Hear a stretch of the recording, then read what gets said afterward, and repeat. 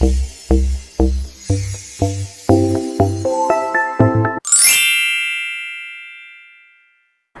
students, and welcome to my class.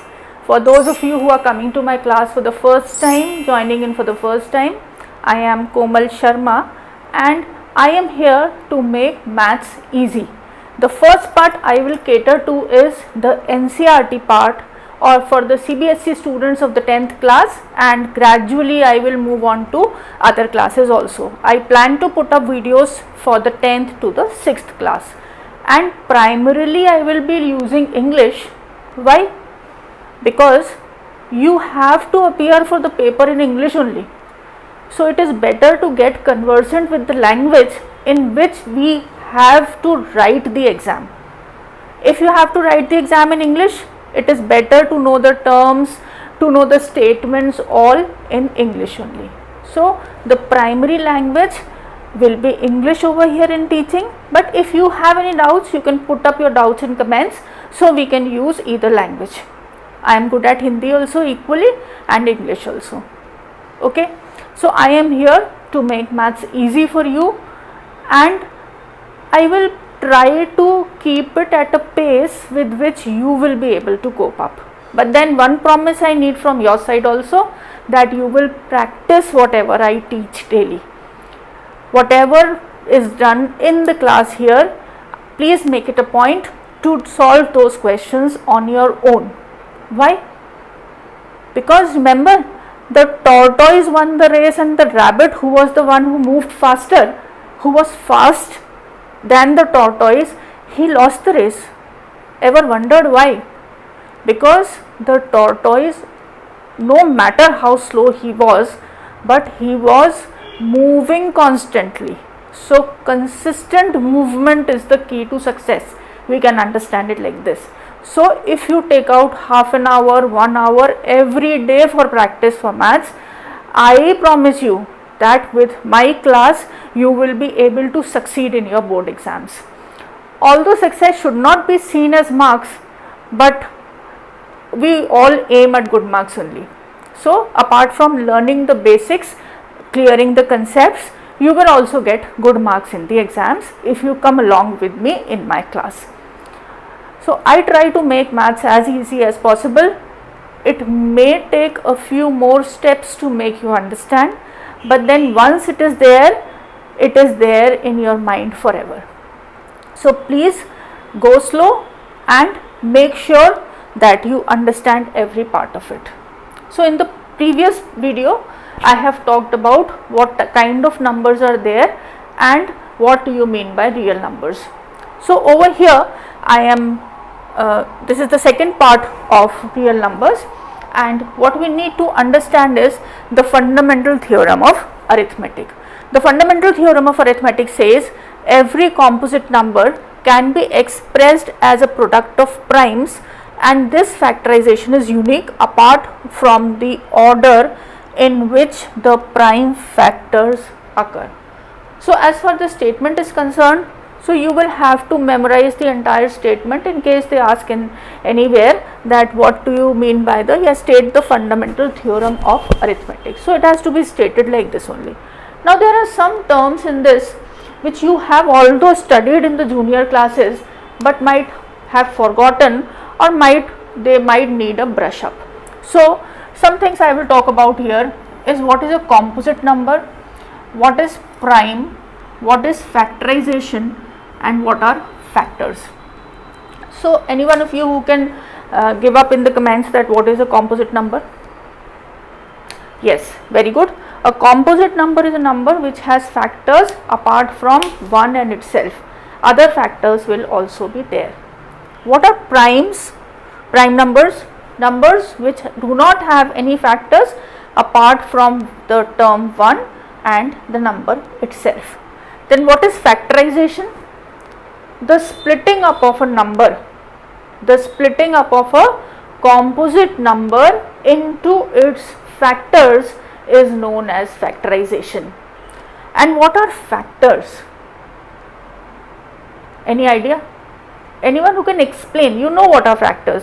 Anyone who can explain what are factors and what are multiples? Yes. So what are factors now? Factors are those number which will divide a given number completely. Completely means remainder will be equal to 0. Now very simple question for you. Will 2 divide 4 completely? How do you solve this? 4 divided by 2. So 2 2s are 4, remainder is 0. So when you divide, finally you get no remainder or the remainder is 0. So we say yes, it will divide 4 completely, or in other words we can say that 2 is a factor of 4. So a smaller number which is dividing a number completely, that is dividing without giving out any remainder, or the remainder becomes 0 on division, then that number is said to be the factor of the other number. Agreed? Now if I ask you,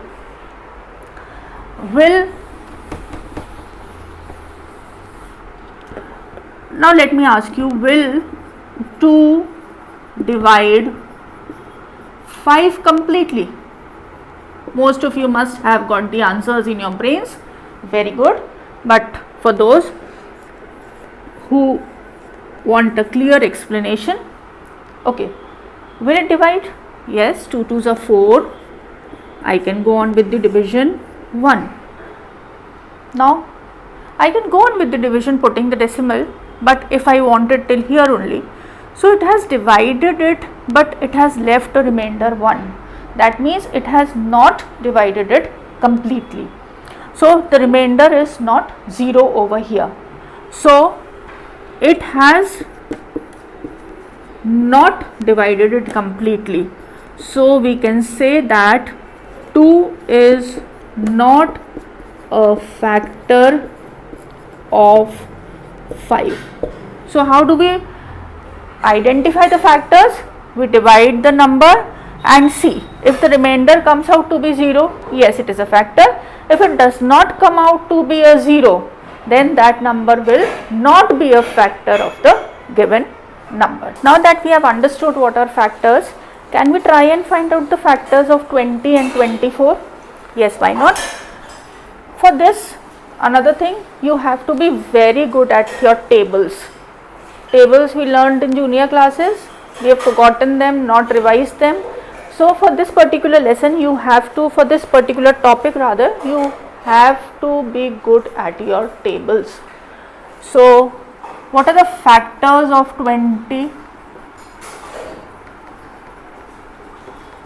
First is the easiest one, then it is an even number, it will divide by 2, yes, then it appears in the table of 4, yes, then it appears in the table of 5, completely divides it.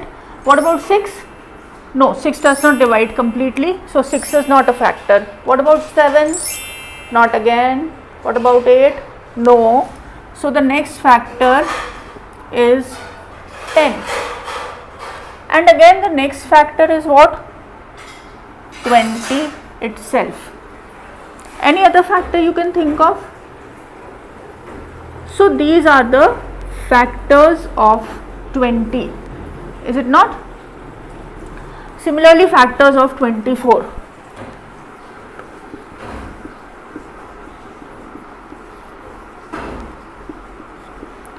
First is 1, then it is an even number 2. Is it divisible by 3? Yes. What about 4? Yes. What about 5? No. What about 6? 6 4s are 24. What about 7? No. 8? Yes. 9? No. 10? It does not appear in the table of 10. 11? does not appear in the table of 11. What about 12? Yes, and 24 itself. So what have we done? We have found out the factors. These are not the prime factors, these are only the factors of 20 and factors of 24. Now what is the highest common factor, if I ask you? Highest common factor among these? Highest common. So which are the common ones? 1 is common, but is it the highest? No. What about 2? 1 appears here also and here also. 2 appears here also and here also. But is it the highest? Let us see. 4 here also and here also. 5 not common, 10 not common, 20 not common, not common. So which is the highest common factor in both of them? Highest common factor is 4. So highest common factor means now this is the number which will completely divide both 20 and 24 out of its all the factors. So we have found out one factor. This is the highest common factor, and what is the significance of this factor? That this factor will divide both 20 and 24 completely without leaving any remainder. If say I talk about 8, can 8 be the highest common factor? Why? It cannot be. Why? Because 8 will divide 24, agreed, but will 8 divide 20? No. So the highest common factor is a factor which will divide both, or maybe whatever numbers are given. In this case 2 numbers are given, so I will say both numbers completely. So that is the significance of highest common factor. So I think you've understood what are factors clearly and what is the highest common factor mean. Now let us talk about multiples, because HCF and LCM are things which have been coming up in your syllabus for the last so many years. Maybe from the 6th, 7th class you have been told to find out the HCF and LCM. So you should understand what you mean by HCF and LCM. Okay, so what are multiples then? Factors you have understood, numbers which completely divide other numbers or which leave remainder 0 on division are known as factors of the given number. Now what are multiples? Now supposing we will take the same numbers only what we took for HCF, 20 and 24. Now multiples are numbers which you obtain by multiplying a given number by natural numbers. I am repeating myself. You have a given number, let us say 20 in this case, you multiply it by a natural number. First natural number we talk about is usually 1, so 20. Now if I multiply this with the next natural number, I will get the next multiple of 20. If I multiply it by the next natural number, I will get the next multiple of 20. Okay, so multiples basically means what you get in your tables. We know it in the better form as tables. So one multiple of 20 will be 20, other multiple of 20 will be 40, yet another multiple of 20 will be 60, and so on. We can find out as many multiples of 20 as we want. Is this multiple part clear? So I have already written some multiples of 20 and 24.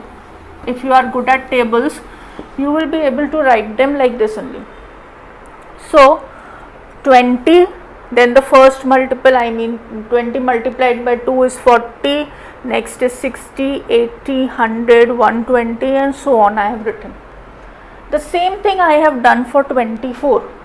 24 into 1 is 24 multiplied by the next natural number. So 24 into 2 will give you 48. 24 into 3 will give you 72. What is the next number after 3? 4. So multiply 24 by 4. This will give you 96. And so on. I have written down the multiples of 20 and multiples of 24. Now in this, if I ask you to find the least common multiple, because these multiples will go on, you keep on multiplying it, reach till infinity, your multiples will go on coming. Similarly here also you will get as many multiples as you want. So what is significant here? The least common multiple. So which is the least common multiple? 40 is here, 48 is here, no. 60 is here, 72 is here, no. 80 does not appear here, no. 100 is not here. Then I come across 120. 120 is a multiple of 20 also, and 120 appears to be in the multiple row of 24 also. So what is the least common multiple? So least common multiple is 120. That means 120 is the smallest possible number which will completely divide by 20 also and 24 also. I am repeating myself. 120 is the least number which has 20 also as a factor and 24 also as a factor. Any other number below 120 does not have 20 and 24 both as factors. So this is the significance of LCM. Now that we know what is the highest common factor and what is the lowest common multiple, we will try to practice some prime factorization as given in exercise 1.1 of your NCERT book. Okay, so please open NCERT book exercise 1.1.